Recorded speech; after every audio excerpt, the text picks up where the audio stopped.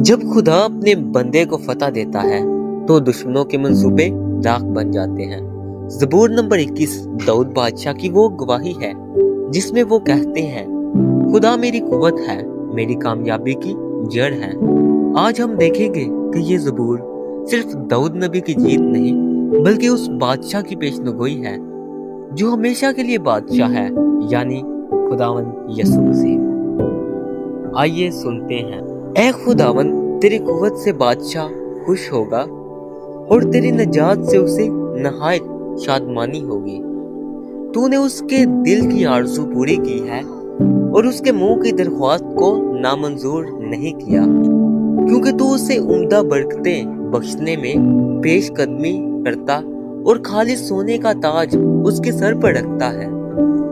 اس نے تجھ سے زندگی چاہی اور تو نے بخشی، بلکہ عمر کی درازی ہمیشہ کے لیے۔ تیری نجات کے سبب سے اس کی شوکت عظیم ہے۔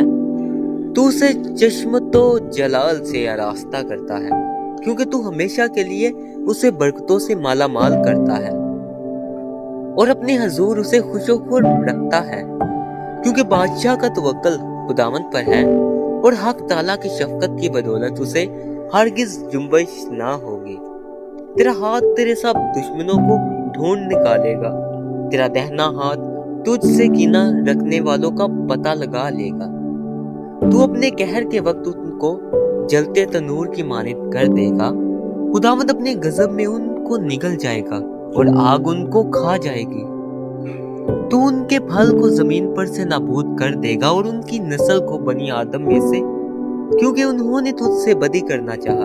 انہوں نے ایسا منصوبہ باندھا جسے وہ پورا نہیں کر سکتے، کیونکہ تو ان کا منہ پھیر دے گا۔ تو ان کے مقابلہ میں اپنے چلے چڑھائے گا۔ اے خداوند، تو اپنی ہی قوت میں سربلند ہو اور ہم گا کر تیری قدرت کی ستائش کریں۔